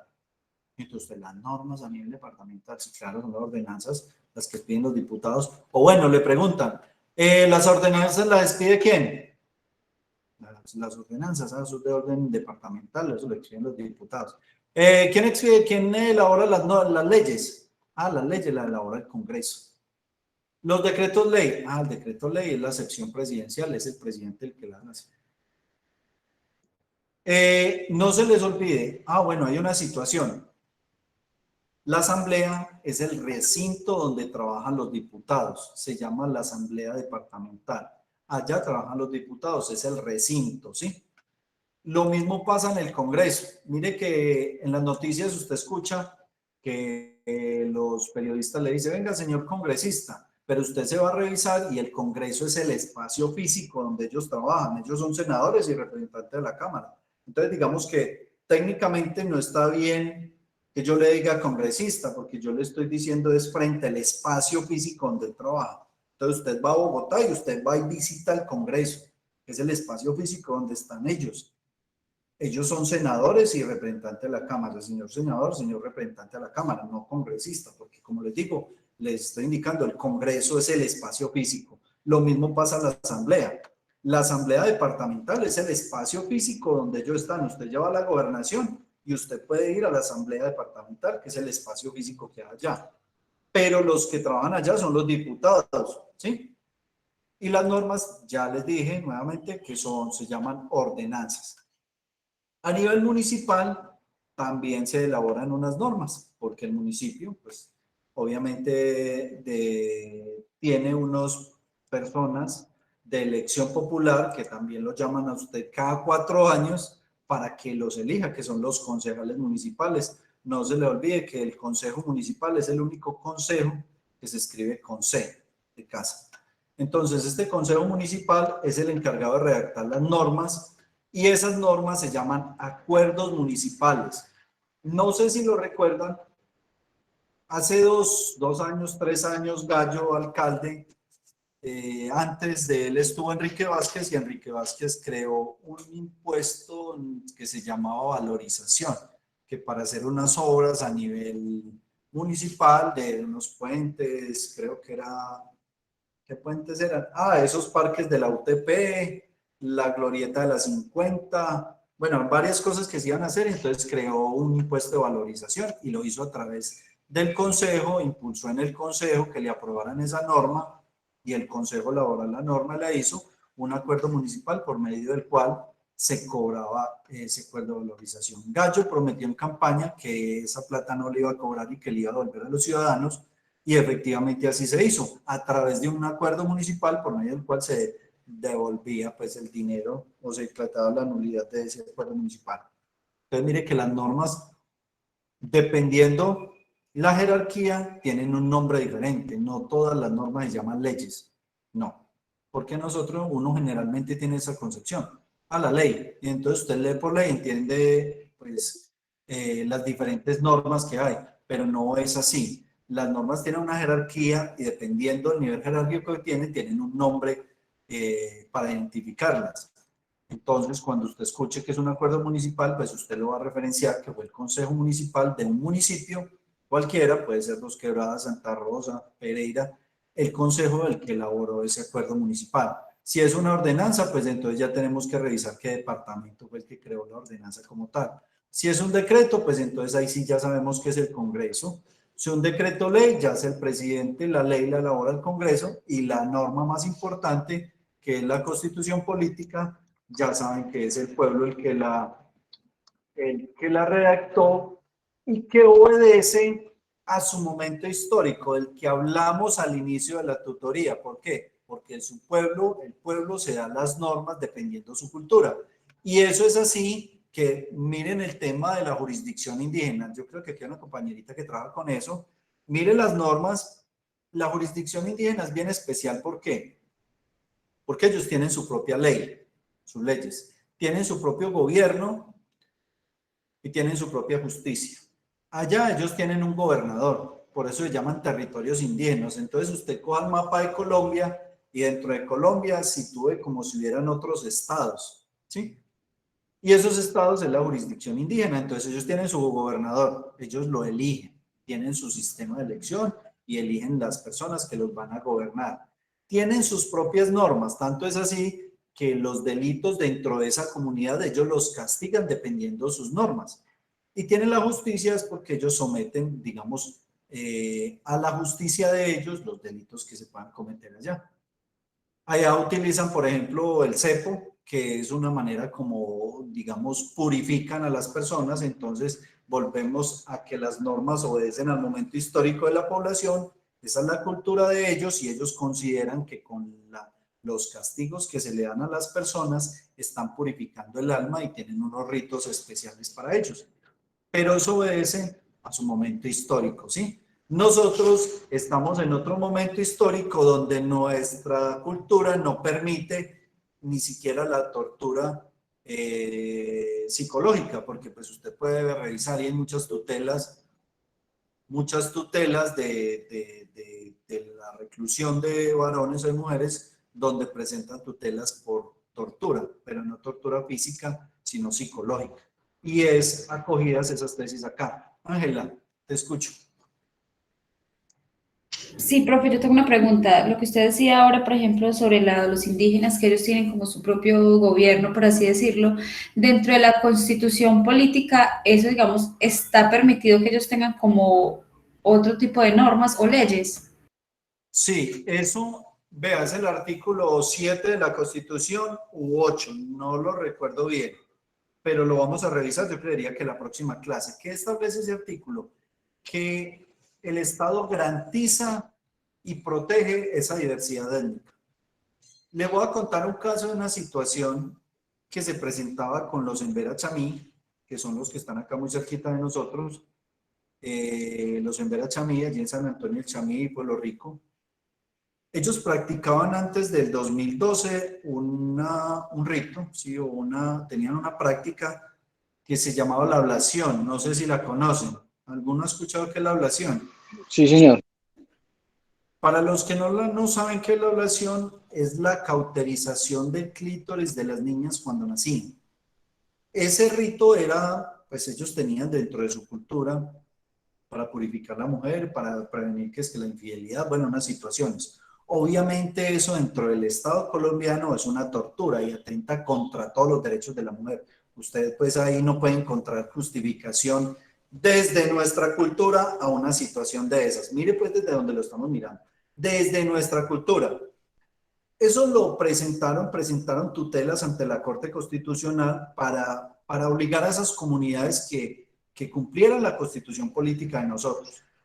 Resulta y pasa que la Corte Constitucional hizo un estudio y ese estudio generalmente cuando hay choque de dos derechos fundamentales, uno es garantizar y proteger esa cultura, porque eso es una cultura, y otro es el derecho de esos niños. Entonces eso se llama un estudio de ponderación de derechos, determinar cuál es el derecho más importante. Esa sentencia tiene más de 700 páginas, es casi un libro, un tratado de la Corte Constitucional, en el cual establece que nosotros no podemos interferir en la cultura de ellos, porque en la medida que nosotros permeamos o vamos entrando en la cultura de ellos e imponemos nuestra cultura, pues ellos pierden, ¿cierto? Y muchas lenguas y muchas de esas comunidades han desaparecido porque, digamos, otras culturas llegan y cambian todo el contexto. Entonces la Corte Constitucional dentro de ese contexto dijo, no, esa es la cultura de ellos y tenemos que respetar eso. ¿Qué pasó con ese tema? Obviamente, pues era una situación muy desastrosa para las niñas de las comunidades. Entonces se llegó a un acuerdo con el gobernador de que eso, incluso eso lo hicieron unas ONG a nivel mundial, porque no solamente era acá en Colombia, en otros países también se estaban practicando situaciones pues aberrantes en contra de las mujeres en esas culturas. Entonces se llegaron a acuerdos con esas comunidades de que no iban a practicar esa situación. Sin embargo, por ejemplo, lo que les estaba diciendo del cepo, que es un castigo que lo amarran del pie o lo ponen allá en cadenas de las manos y van y le dan su pelita por la mañana y por la noche. No sé cómo funciona, realmente no lo conozco bien, pero sí sé que es una especie de tortura, es válida dentro de su comunidad. porque el Estado no puede interferir en esa cultura porque entonces la estamos cambiando. Y si nosotros cambiamos esa cultura, pues tiende a desaparecer y eso no se trata. Entonces, allí yo creo que está condensada la respuesta, ¿cierto, Ángel? Profe, Sí, profe, muchísimas gracias. Ok. Señor, yo de pronto, no sé si sea, pues, me gustaría ¿cómo? que me gustaría de pronto si me podría aclarar una cosa, y es que estas culturas indígenas están protegidas como por, no sé si es la UNICEF o las organizaciones internacionales, precisamente por eso, por la protección de que son culturas ancestrales. Entonces, meterse con ellas es como meterse con el resto de organizaciones, es eso. exigirles esos cambios. Es eso, nosotros no podemos interferir en la cultura de ellos, porque en la medida que nosotros vayamos a eso, pues estamos cambiando toda la idiosincrasia de ellos, todo lo cambiamos. Incluso mire que esas personas llegan acá y mire cómo resultan bailando por ahí en los parques por monedas. Esa situación no, pues no tiene presentación y es lo mismo que nosotros los violentamos a ellos en sus territorios. Mire que Colombia incluso tiene unos territorios que denomina resguardos, donde allá la norma se aplica un principio constitucional que es el de la territorialidad de la ley penal, que la ley se aplica en el territorio donde se comete, digamos, el ilícito, donde se está generando el hecho. Entonces, mire que no sé si ustedes se dieron cuenta hace como 3 años donde unos soldados violaron a una niña de una comunidad de esas que la jurisdicción indígena los capturó y los tenía ya amarraditos para darle su pelita. Pero entonces tuvo que intervenir la Defensoría del Pueblo y órganos y se llegaron a una negociación con esa comunidad de que los entregara y que los íbamos a judicializar, pues con la justicia ordinaria la que tenemos nosotros. Pero como se ha cometido en el territorio de ellos allá, ellos lo iban a juzgar y es totalmente válido por esa situación. Porque el Estado garantiza esa independencia de esas comunidades y garantiza su gobierno, su justicia y sus normas. Eso está allí, entonces es como si Colombia tuviera dentro de su territorio diferentes estados con diferentes normas. Entonces usted me pregunta que si ellos cumplen la constitución política, yo les digo no, ellos no están sometidos a la constitución política, están sometidos a las normas de ellos. Entonces, Colombia también tiene un principio que dice que es unitario porque solo tiene una constitución, pero si vamos a ver las comunidades, ellas no cumplen la constitución, entonces ahí está el tema de la protección a esas comunidades y a esos pueblos. ¿Alguna duda, alguna pregunta? Mira, muchachos, no hemos No, hecho, profe. no me han dicho nada del break, pero mire la hora que es, 7:49. Vamos a tomar alguito, son las 50, 7:50. A las 8 en punto empezamos otra vez y le damos media horita, ¿les parece? Listo, profe, está bien, muchas gracias. Listo, Ya. profe, muchas gracias. De una, Listo, profe. profe, ahorita nos Listo, vemos, pues. profe. Bueno, está bien.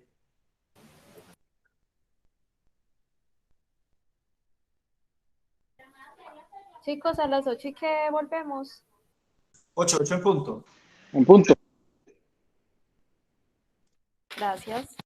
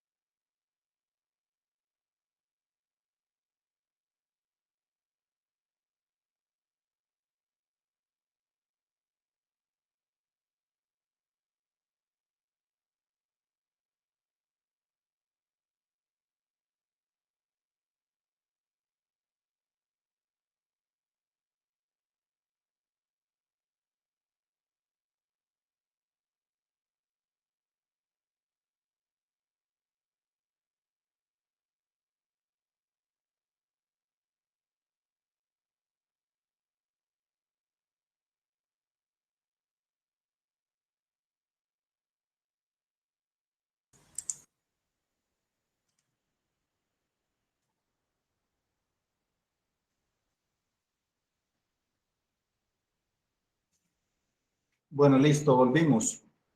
Volvimos. Estamos todos ya. Profe, Listo, presente. profe.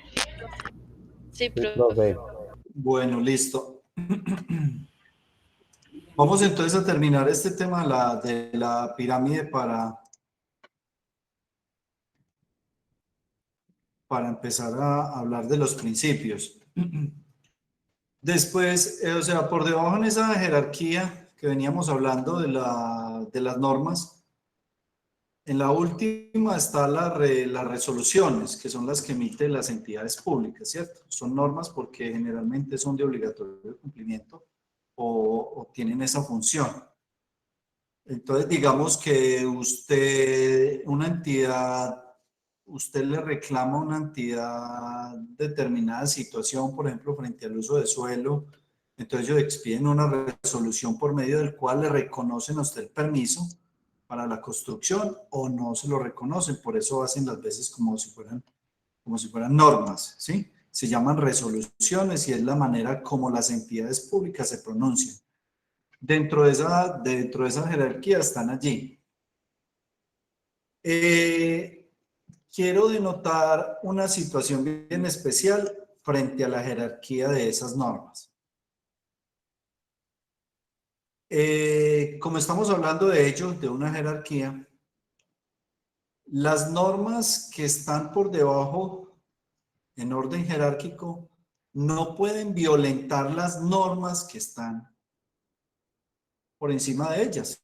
Un ejemplo muy claro de esto era lo que pasaba con el Congreso de la República cuando expidió la ley que era el Código Nacional de Policía.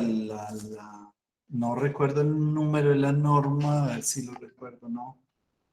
Establecieron el nuevo Código de Policía. En ese Código de Policía había un artículo que establecía que los funcionarios, los agentes, podían ingresar a su casa sin una orden previa escrita de autoridad competente. Pero entonces usted se va y revisa la Constitución Política y hay un derecho que se llama la intimidad, ¿cierto? Donde establece que si un agente del Estado, un agente de policía o un patrullero desea ingresar a su casa, tiene que tener una orden previa, escrita y de autoridad competente. Entonces, mire lo contrariado que estaba la ley que había expedido el Congreso de la República, que era el Código de Policía, donde el Congreso facultaba para que ingresaran a su domicilio. Pero la Constitución Política que hemos redactado nosotros decía, no, señor, tiene que pedir permiso tiene que tener el permiso escrito de autoridad competente. Efectivamente, ese artículo lo demandaron de la Corte Constitucional un ciudadano, digamos, no necesariamente tiene que ser abogado, eso es una situación que también debemos conocer nosotros cuando usted evidencia que una norma no está conforme a la Constitución o que violenta sus derechos, usted la puede demandar para que la Corte Constitucional, que es la encargada de hacer esa revisión, determine si es legal o no es legal esa norma. Entonces, efectivamente, el Congreso creó el Código de Policía y metió ahí lo que han escuchado ustedes como micos. Metió ese mico ahí, sabiendo que no podía, ponen esas normas ahí por si pues algún ciudadano no dice nada o el pueblo no dice nada, entonces quedan vigentes. Efectivamente, esa norma la demandaron, le dieron a la Corte Constitucional, revise este Código de Policía, porque establecieron en este artículo que los agentes pueden ingresar sin autorización previa y escrita de autoridad competente. O sea, a alguien le tocaba la puerta de su casa y usted tenía que abrirle la puerta, porque ellos estaban facultados por la ley. Entonces la Corte Constitucional hizo la revisión y efectivamente dijo, no, esa norma no se puede aplicar porque la Constitución Política, que tiene mayor jerarquía, establece que no, que tiene que ser con permiso. Entonces, mire ahí la referencia que les traigo el ejemplo frente a esa situación. También decía en ese Código de Policía que las manifestaciones, pues con ocasión a que estos días han habido cantidades, que las manifestaciones en ese Código de Policía establecía ello que debía pedirle permiso a la primera autoridad competente municipal para poder hacer una manifestación. Entonces usted se iba y revisaba la Constitución Política y dice que las manifestaciones públicas y pacíficas no tienen ninguna limitación. ninguna limitación, es que usted no tiene que pedirle permiso a nadie para ir a una manifestación, simplemente informarle a la autoridad que va a marchar por tal parte para que hagan la respectiva vigilancia. Pero mire que el Código de Policía ya ponía una limitante a esa manifestación. Entonces usted para ir a hacer una huelga o eso tenía que ir a pedirle permiso al alcalde, me deja hacer una manifestación. Ah, no, es que el alcalde no está en Estados Unidos, entonces cuando él vuelva. Entonces mire que el derecho fundamental a la protesta pacífica se estaba viendo afectado por una norma de menor jerarquía. También la demandaron ante la Corte Constitucional y la Corte Constitucional les dijo, la Constitución política establece que ese derecho no tiene limitación alguna, entonces estas personas pueden manifestarse. Juan, ¿usted va a preguntar algo? John Fernando. Profe, qué pena, se me quedó la mano levantada de la pregunta anterior. Qué vergüenza con usted. Bueno, no me preocupe. Bueno, listo. Entonces seguimos con esa jerarquía. Miren lo que pasa con el reglamento, con el manual de convivencia de los colegios. Eso también es un claro ejemplo del tema de la jerarquía de las normas. Ese manual de convivencia de los colegios ni siquiera aparece en esta pirámide, porque puede estar por acá abajo, como puedes, abajo. Pero ese manual, al ser una norma, tiene que ir conforme a la Constitución. Entonces, en esos manuales de convivencia de los colegios decía que usted no podía ir con el cabello largo. Entonces llegan los estudiantes y presentaban una tutela ante la Corte Constitucional o ante un juez por violación del derecho fundamental al libre desarrollo de la personalidad, un derecho fundamental. ¿Qué tiene que ver el cabello largo con lo que aprende el niño? Entonces, si el niño quiere ir con el pelo a la rodilla, pues el problema de él, de los papás, es la educación que le están dando los padres, ¿cierto? Entonces esos manuales, hubo en ese entonces, pues son varias sentencias de la Corte Constitucional que, digamos, le indicaba a los colegios que adecuaran esos manuales de convivencia a la Constitución política, al respeto de los derechos fundamentales de los niños, porque es que incluso uno muy mentado de un niño en Bogotá, que era pues, supuestamente era el mejor estudiante del grupo, pero tenía el cabello largo en el colegio, un colegio privado. Tengan en cuenta que la Constitución política, uno no puede decir, no, es que esto es un colegio privado y acá no dejamos entrar aquí no dejamos entrar que porque tenga, la Constitución política es para todos los ciudadanos y usted no me puede discriminar a una persona porque sea un colegio privado. Entonces, el colegio privado se estaba amparando en esa situación, ¿no? Es que yo un colegio privado y yo establezco las normas de convivencia acá. La Corte de Constitución le dijo, no, efectivamente no, porque usted me está violentando un derecho fundamental. Entonces, esos manuales de convivencia deben estar acomodados, digamos, o enmarcados dentro de esta línea jerárquica de las normas. Tienen que obedecer esos principios, porque es que las normas las redactó el pueblo y es para la aplicación del pueblo. O sea, usted no puede actuar como si fuera una persona distinta a lo que somos todos acá. Pueblo, ¿listo? ¿Vamos claros ahí frente a esa jerarquía? Sí, señor. Sí, profe. Sí, señor.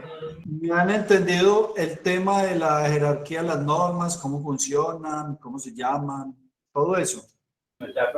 Sí, profe. Bueno, les voy contando cómo va a ser el tema del parcial. El tema del parcial, yo les voy a hacer preguntas de selección múltiple, le voy a decir, ¿los decretos los expide quién? Entonces le voy a poner son el Congreso, la Asamblea, las entidades públicas, entonces usted me va a seleccionar, o le voy a poner preguntas, ¿quién es el constituyente primario? Entonces le voy a dar las opciones, usted me tiene que ir cuadrando esto. Esta exposición, estas diapositivas, ya están en la plataforma para que las pueda revisar y pueda ir estudiando. El parcial es para dentro de 15 días, porque vamos a dar clase hoy y dentro de 8 días, entonces ya dentro de 15 hacemos el parcial. Ahí les voy diciendo más o menos cómo es el tema. Bueno, listo. Ya entendiendo el tema de las normas en Colombia, pues entonces ya vamos a entrar al estudio de la Constitución. Vamos a ver el artículo primero de la Constitución política que establece principios constitucionales. Entonces, dice la Constitución política que Colombia es un Estado social de derecho. Lo que hay acá en esta diapositiva es el resumen del artículo primero que les voy a leer. ¿Qué dice el artículo? Dice, Colombia es un Estado social de derecho, organizado en forma de república unitaria, descentralizada, con autonomía de sus entidades territoriales, democrática, participativa y pluralista, fundada en el respeto de la dignidad humana, en el trabajo y la solidaridad de las personas que la integran, y en la prevalencia del interés general sobre el particular. Yo, de ese artículo que les acabé de leer, saqué todos estos términos que hay acá, porque de nada sirve yo leer la Constitución y decirle a ustedes aprendan ese artículo si no sabemos qué es cada una de estas cosas. Entonces, ¿qué es un Estado social de derecho? Dice Colombia es un Estado social de derecho. Bueno, sí, pero ¿qué es un Estado social de derecho?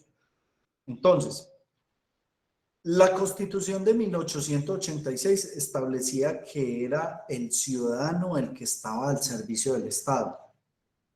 A partir del 91 cambiamos esa concepción. Dijimos, no, ¿cómo así que es que el ciudadano al servicio del Estado? Un Estado social, primero la sociedad. Entonces, ahora es el Estado al servicio del ciudadano, no como antes, el ciudadano al servicio del Estado. Totalmente cambiada la concepción, en el sentido de que el Estado es el que ofrece servicios. Usted paga sus impuestos, juiciosito, porque todos pagamos impuestos, es más, nadie puede decir, no, es que yo no pago impuestos. Sí, usted paga impuestos porque usted consume. Si usted va y merca, ya está pagando impuestos, si usted paga IVA, y el IVA es un impuesto.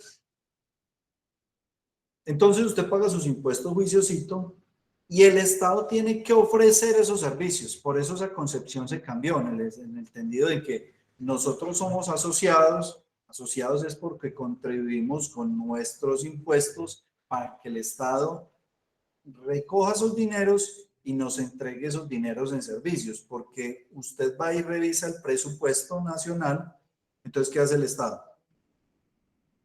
Son 17 ministerios: Ministerio de Educación, de Salud, de Hacienda, Ministerio del Trabajo, Ministerio de las TICs, 17.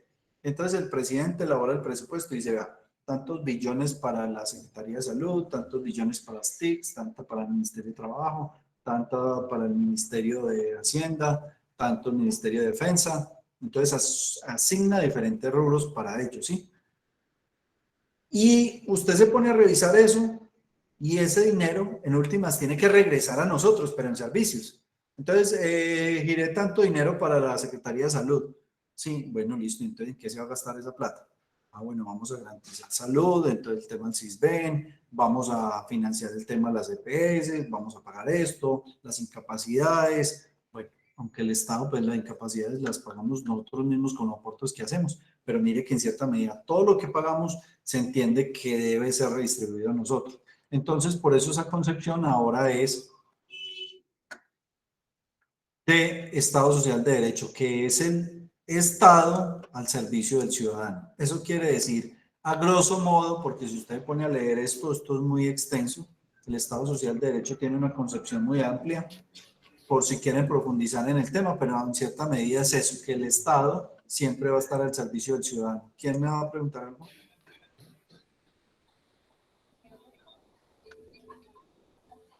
Bueno, listo.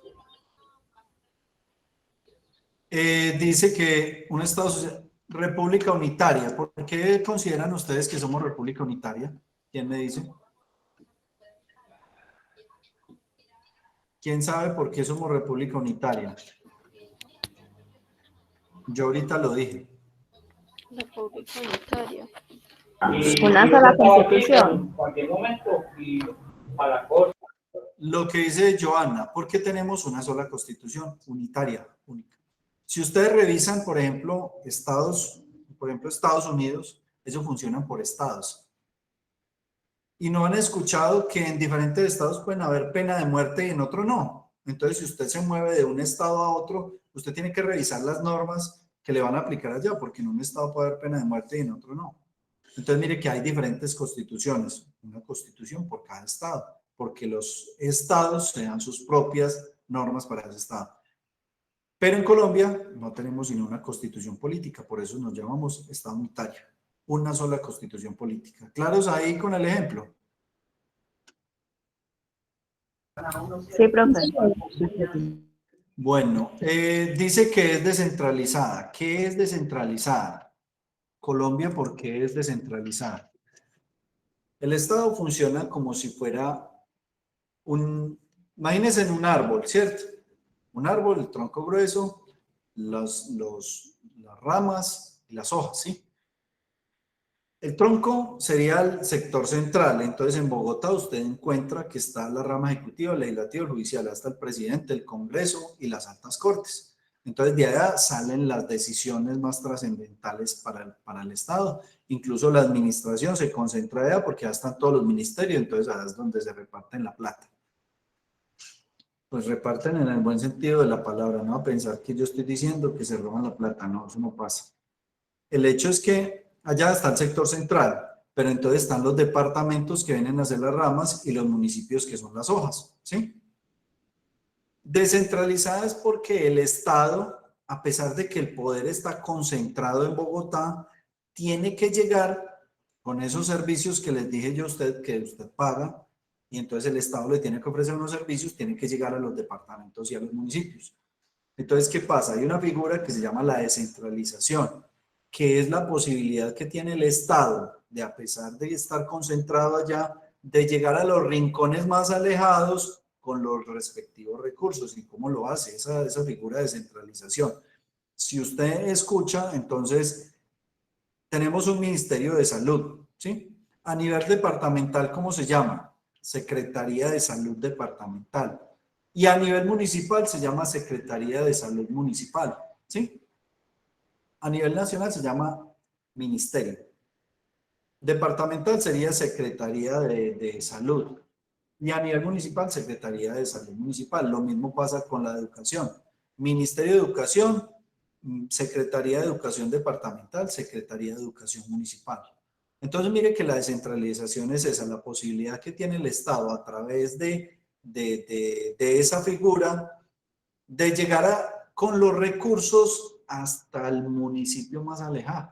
Entonces, yo estoy acá, tengo la plata, ministerio, tenga estos tantos billones, pero entonces usted tenga en cuenta que usted, ministerio, tiene sus paticas en los departamentos y los departamentos a su vez tienen todos los municipios. Entonces, yo distribuyo acá el tronco y empiezan a repartir los recursos dependiendo la necesidad de los municipios y atendiendo también el número poblacional, el territorio, muchos factores que influyen en la distribución de esos recursos. Pero entonces en eso consiste la descentralización, que el poder está centralizado. Descentralizar es, venga, salgámonos de allá para poder llegar a los municipios y a los departamentos, porque desde allá del centro no podemos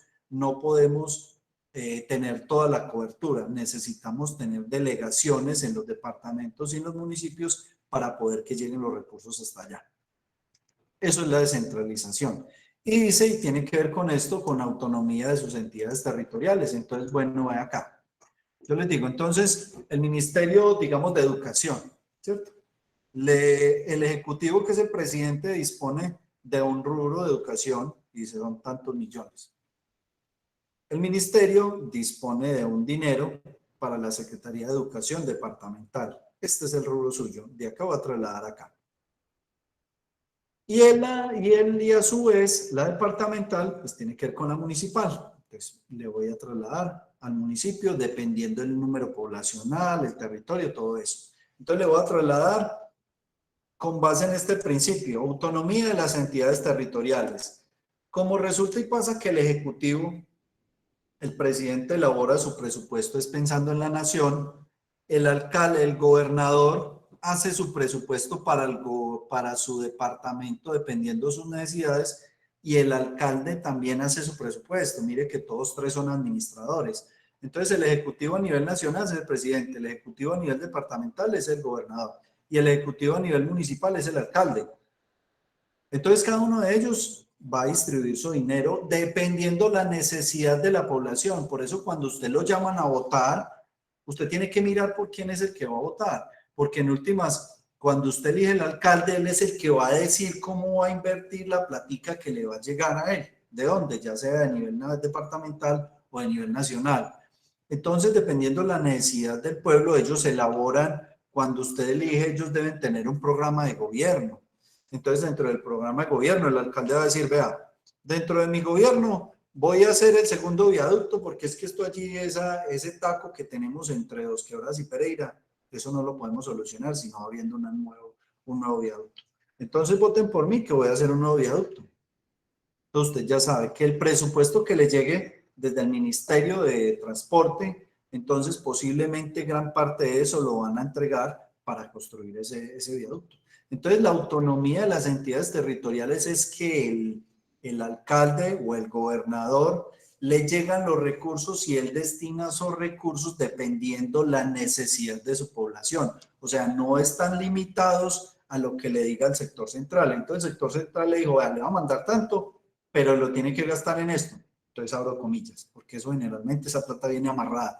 Pero dentro de la teoría de lo constitucional está en que la plata que llegue acá al municipio es el alcalde el que debe decidir. Hay una que ya viene destinada, que son destinaciones específicas, que el alcalde la recibe y se la tiene que gastar en eso, porque si no le meten problemas. Pero hay otros dineros que llegan y el alcalde o los que percibe el alcalde a través de impuestos departamentales o municipales, dependiendo del caso, pues los tiene que gastar dependiendo de la necesidad de su población, porque es que yo le doy un ejemplo, no es la misma la necesidad de educación que tiene el departamento, digamos, de Chocó con la necesidad que tiene el departamento de Risaralda, ¿cierto? Porque es que ellos allá las necesidades de ellos pueden ser de saneamiento básico, de agua, de nueva construcción de escuelas, de nuevos docentes, mientras que acá no necesariamente va a ser la misma. La necesidad de nosotros pueden ser libros, tecnología, otra. Entonces, a eso se refiere la autonomía de las entidades territoriales. Somos descentralizadas porque nos llegan los recursos, pero las entidades, los municipios y los departamentos tienen autonomía en cierta medida para decidir sobre sus presupuestos. Por eso las poblaciones, cuando eligen su gobernador, que es el que va a administrar, su alcalde, que es el que va a administrar, pues tiene que mirar por quién es el que va a votar, porque ese va a distribuir los recursos, como ya les dije, dependiendo de sus necesidades. ¿Vamos claros o no? Sí, profe. Sí, profe. ¿Es mucha carreta o no? No, profe, para nada. Porque es que yo a veces siento que, no sé, si me están captando, lo que les estoy contando, si les está llegando, no sé. Sí, señor. Muy ameno, muy ameno. Pues yo trato de que esta teoría la traduzcamos a la realidad, o sea, traer la Constitución a lo que se aplica, porque de nada sirve yo ponerlo a leer ese artículo que era el que había acá, y se los vuelvo a repetir. Colombia es un Estado social de derecho organizado en forma de república unitaria descentralizada, con autonomía de sus entidades territoriales, democrática y participativa, pero usted en últimas, bueno, ¿y eso es qué? ¿Cómo se come eso? ¿Cómo se aplica? Entonces yo trato de desmenuzarle esa situación y explicarle a ustedes cómo se aplica en la vida, porque en últimas la Constitución va a estar ahí. Y si yo necesito que aprendan eso, yo les digo, leas ese artículo y listo. Pero entonces mire que lo que hay de trasfondo de cada tema de esos es un mundo totalmente distinto, ¿no? Y eso es en última lo que pretendo con la clase. No sé si sea amena para ustedes, pero sé que a futuro le pueden encontrar mucha lógica al tema. Y es muy importante que ustedes lo conozcan. Entonces, no sé si la próxima clase continuamos con la conversación así o podemos ir variando otras situaciones. ¿Qué piensan? Profe, así está súper bien, yo creo. Sí, profe, así se le ha entendido muy Sí, bien. yo también estoy de acuerdo, profe, así se le ha entendido. Totalmente de acuerdo, profe. ¿Y cómo vamos? Que no se me van a dormir allá. No, profe, tal vez es porque nos ha visto un poco callados, pero de igual manera usted ha hecho la clase muy diversa, pues sí, se explica muy bien. Bueno, si tienen algún inconveniente, si creen que bueno, uy, no, pues que hay tanta cosa, hay que hablar y esto, me dicen y hacemos otra cosa, modificamos. Lo que pasa es que, mire, en el principio, como la inducción al tema, es así muy teórico. Yo trato de traerlo, aterrizarlo un poquito, pero en la medida que empecemos con los derechos fundamentales, que hablemos con los ejemplos, podemos conversar más y debatir más el tema. Entonces yo creería que una o dos clasecitas así muy teóricas y ya las otras las podemos hacer más conversaditas para que vamos solucionando. Yo necesito, vamos a dejar la tutoría ahí porque necesito llamar a lista. Entonces voy a registrar acá, ver fallas. ¿Qué aparece así? Registrar y editar fallas. Bueno, listo, vamos por acá. 17.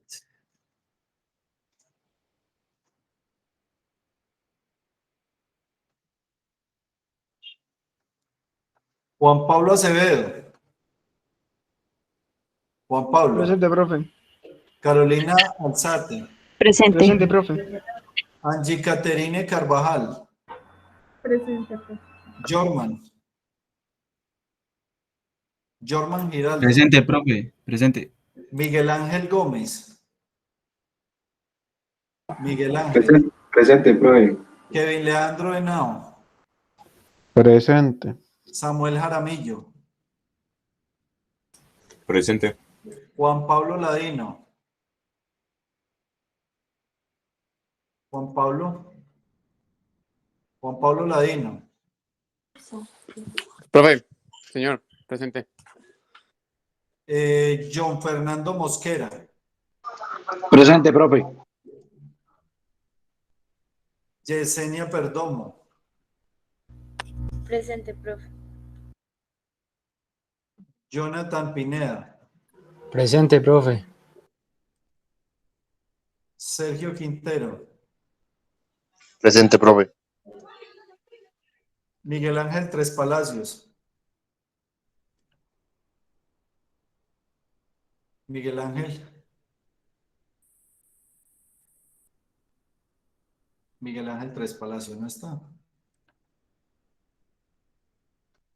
Luis Alejandro López.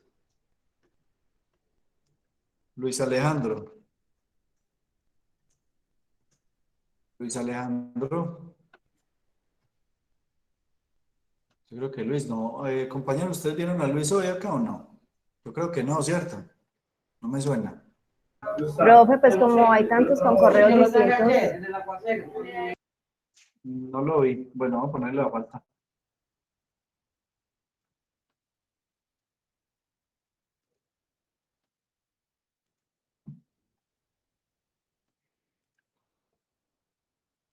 Ángela María. Ya digo la- Presente, profe. Bueno, bueno, Ángela María Castaño, ¿cierto? Sí, señor. Lady Joana Castillo. Yo, profe. Alexandra Durán. Alexandra. Presente, profe. ¿Cómo va Alexandra? ¿Cómo va la tutoría? Muy bien, profe. Está bien. Tania Vanessa González. Tania.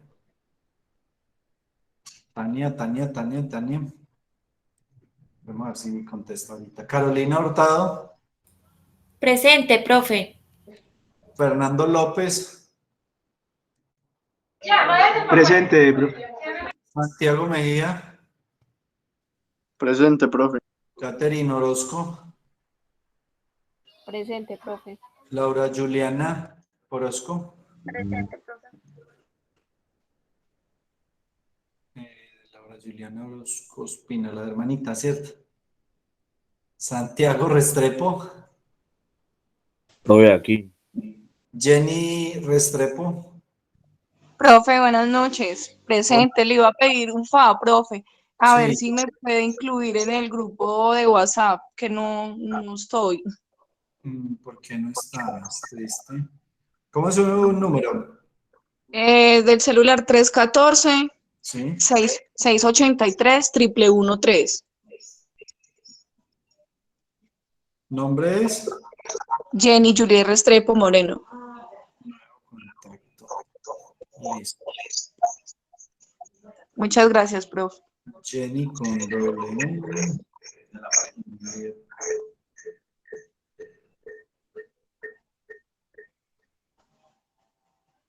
Es que tengo otro número acá suyo, 321-509, 1130. Ah, profe, es que ese es el número de mi esposo, porque cuando yo me matriculé, me dijeron que un número de contacto de una persona, entonces seguramente lo tienen a él y me excluyeron a mí, porque ese 321 es de mi esposo.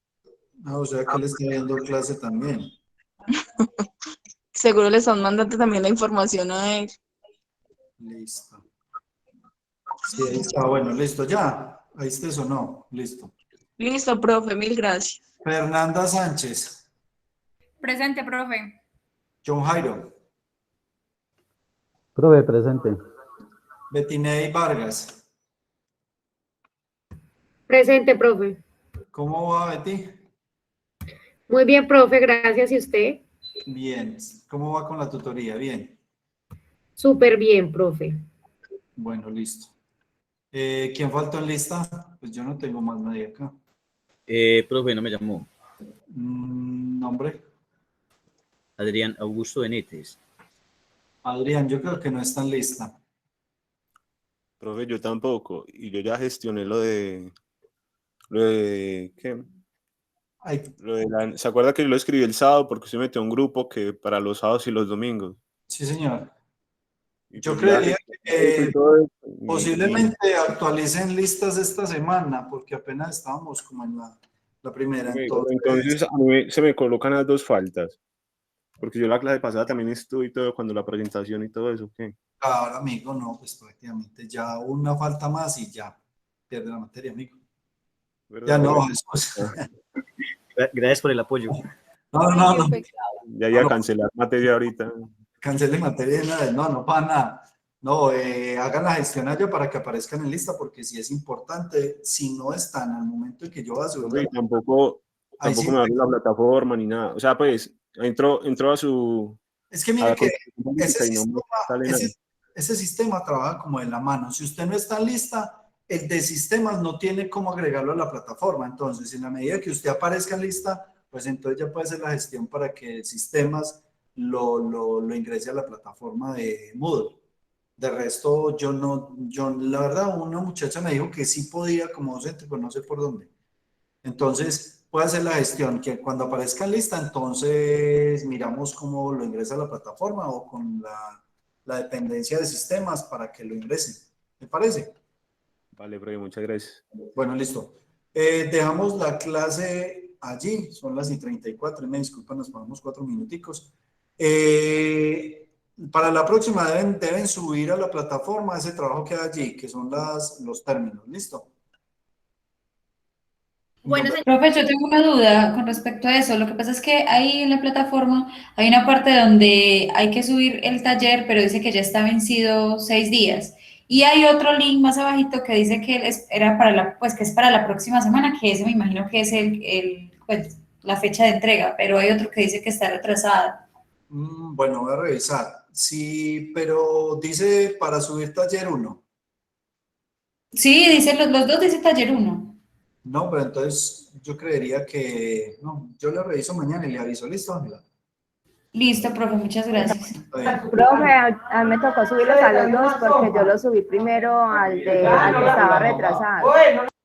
Ah, bueno, listo. No, yo miro a ver qué fue lo que pasó ahí entonces. Pero igual lo volví a subir al de la nueva fecha. Está bien. Por todas partes, sí, está bien. Profe, yo lo subí, aparecía retrasado. ¿Lo tengo que volver a subir o qué?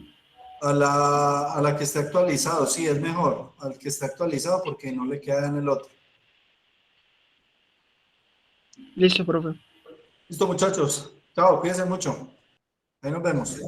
Chao, profe, muchas gracias. Chao, profe, gracias. Hasta luego, profe, gracias. Chao, cuídense. Gracias.